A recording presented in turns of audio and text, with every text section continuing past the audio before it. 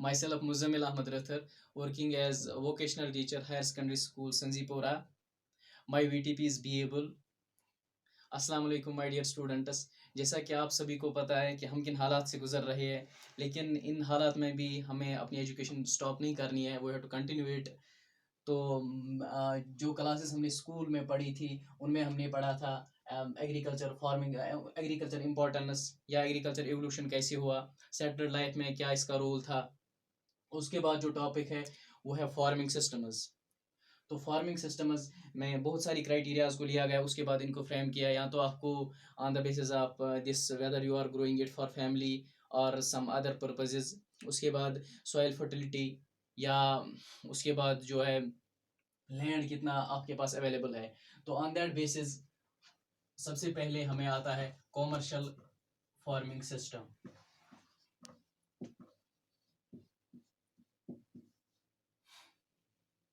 Commercial farming system में आएगा जब एक फार्मर एक क्रॉप कल्टीवेट करता है या बहुत सारी क्रॉप्स कल्टीवेट करता है, लेकिन उसका सोल एम होगा जो भी वो क्रॉप कल्टीवेट करेगा उसको वो सेल करनी है, फैमिली कंजप्शन के लिए नहीं है।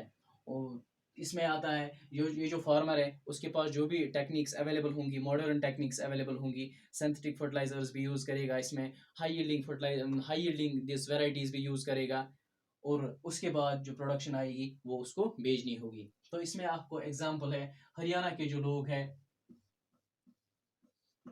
वो वो खाते हैं खुद वीट, लेकिन वो कॉमर्शियली कल्टीवेट करते हैं राइस। दैट मीन्स हरियाणा के जो लोग हैं वो कॉमर्शियल कल्टीवेटर हैं, किसके? राइस के। उसके बाद आएगा आपको, उसके बाद है सबसिस्टेंस एग्रीकल्चर या subsistence farming system. Subsistence farming system में आएगा जब एक फार्मर उसके पास लैंड कम हो या लैंड अगर ज़्यादा भी हो वो फ्रेगमेंटस में हो, एक ही जगह ना हो, तब वो कल्टीवेट करता है क्रॉपस। लेकिन इसका जो सोल एम होता है वो इसको कमर्शियली दूसरों के लिए कल्टीवेट नहीं करनी होती है, बल्कि उसकी जो फैमिली नीड्स हो वो फुलफिल करने होंगे, या रादर आई कैन से जो वो क्रॉप कल्टीवेट करेगा वहाँ से वो उसको अपनी फैमिली के लिए होगा, फैमिली कंजप्शन के लिए। तो तब that farming is known as subsistence farming. तो आप सब इस फार्मिंग वाले सिस्टम से बखूबी वाकिफ होंगे, क्योंकि some of us are involved in it directly. उसके बाद आएगा mixed farming system. Mixed farming system में आएगा जब एक फार्मर कल्टीवेट करेगा क्रॉप्स भी और उसके साथ एनिमल हस्बेंड्री भी, यानी कैटल रेयरिंग भी उसके साथ होंगी on the same piece of land. तो इसका जो मेन मोटिव है, मेन एम है, वो है इनकी सब अगर सपोज कोई डिजीज आ गई, कोई पेंडेमिक आ गई, या कोई नेचुरल कैलेमिटी आ गई, वेदर ठीक नहीं रहा, तो उसका जो क्रॉप लॉस हो गया, यील्ड लॉस हो गया, तो उन हालात में जो उसके पास that I have already told you, उसके उसमें रियरिंग ऑफ एनिमल्स भी की होंगी, तो जो एनिमल वाला पोर्शन होगा वो उसका लॉस कोप अप करेगा। सो मिक्सड फार्मिंग सिस्टम में आपको दोनों आएंगे, क्रॉप कल्टीवेशन भी और रियरिंग ऑफ एनिमल्स भी। और उसके बाद आता है ये this farming system is on the basis of soil health. जैसा कि मैंने आपके साथ पहले ही डिस्कस किया है कि ग्रीन रेवोल्यूशन कैसे आ गया, कैसे एक ज़माने में इंडिया जो था वो फूड ग्रेन प्रोडक्शन में सेल्फ सफिशिएंट नहीं था, वो जो पॉपुलेशन थी हालांकि कम ही थी, लेकिन उसको फेड अप नहीं कर पाता था। तो उस टाइम क्या हुआ, फूड एंड एग्रीकल्चर ऑर्गेनाइजेशन का जो इंडिया फाउंडिंग मेंबर बन गया, तो तब कुछ वेराइटीज़ राइस वीट की रिलीज हो गई, हाई यील्डिंग वेराइटीज़, या excessive use of synthetic fertilisers हुआ, तो तब उससे जो ग्रीन रिवोल्यूशन आ गया तो उससे हिंदुस्तान की प्रोडक्शन इंक्रीज हो गई। तो ये वाला आपने पहले ही पढ़ा है, लेकिन उसका जो दूसरा साइड था, इसकी जो डिसएडवांटेजेस थी, तब हमें वो पता नहीं चली थी। जब बाद में हम साइंटिस्ट्स ने देखा इसके जो डिसएडवांटेजेस हैं वो भी कुछ कम नहीं है, तो तब उनको ख्याल आया कि there must be some system which is environment friendly, which is soil friendly, so that they can save environment, they can save soil।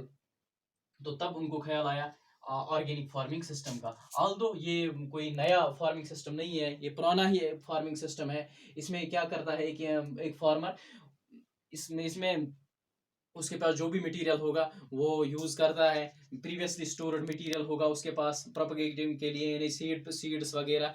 और इसके बरक्स वो यूज़ करे सिंथेटिक फर्टिलाइजर्स, वो यूज़ करता है। उसके पास जो भी फॉर्म रेजिड्यूज होंगे, ऑर्गेनिक वेस्ट्स होंगे, whether these are from animals, human wastes, और जो जो बायो फर्टिलाइजर्स वो यूज करता है। In other words I can say जो सिंथेटिक फर्टिलाइजर्स है उनको टोटली वो एक्सक्लूड करता है। तो that farming system is known as organic farming system.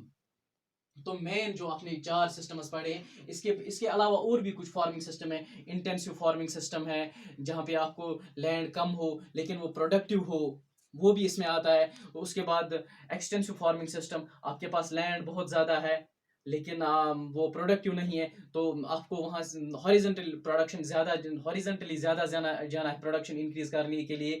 और in case of intensive production आपको वर्टिकली जाना है। दैट मीन्स आपको जो जो इनपुट्स हैं वो इंक्रीज करने होंगे, क्योंकि लैंड के लिए तो आप जा नहीं सकते, क्योंकि वहाँ आपको लैंड लिमिटेड है और वो बहुत ही ज़्यादा कॉस्टली है। तो एक बार फिर से हम रिवाइज करते हैं, हमने क्या पढ़ा। हमने पढ़ा फार्मिंग सिस्टम्स। फार्मिंग सिस्टम्स में हमने पढ़ा कॉमर्शियल फार्मिंग सिस्टम, जैसे मैंने पहले ही कहा कॉमर्शियल फार्मिंग क्या है, खुद के लिए इसको कल्टीवेट नहीं करना है, दूसरों के लिए कल्टीवेट करना है, और that to at large large production करनी है। तो मैंने एग्जांपल दी इसकी, हरियाणा में जो लोग हैं वो खुद तो वीट खाते हैं लेकिन कॉमर्शियली राइस कल्टीवेट करते हैं। इसके बाद मैंने कहा सबसिस्टेंस फार्मिंग सिस्टम, मैंने यहीं से कहा कि हम में से बहुत सारे इसमें इन्वॉल्व हैं। सबसिस्टेंस फार्मिंग सिस्टम में कर रहे हैं, हम खुद के लिए क्रॉप कल्टीवेट करते हैं। उसके बाद मिक्सड फार्मिंग, मिक्सड फार्म में कल्टीवेशन ऑफ क्रॉप्स भी करते हैं लेकिन उसके साथ साथ रियरिंग ऑफ एनिमल्स भी करते हैं। दोनों में से एक का अगर लॉस हो जाएगा तो ये या ये वाला दूसरे एक दूसरे का जो लॉस होगा वो कोप अप कर सकते हैं। उसके बाद जो सॉइल हेल्थ के लिए इंपॉर्टेंट था, इन्वायरमेंट के लिए इंपॉर्टेंट था, वो है ऑर्गेनिक फार्मिंग। तो वो भी हमने डिस्कस किए हैं। In coming lectures we will be discussing some other topics. Till then मैं आपको यही सलाह देना चाहूँगा कि आप अपने घर पे रहें, आराम से पढ़ें और अपना टाइम वेस्ट ना करें, और बाहर जाने की कोई ज़रूरत नहीं है। थैंक्स।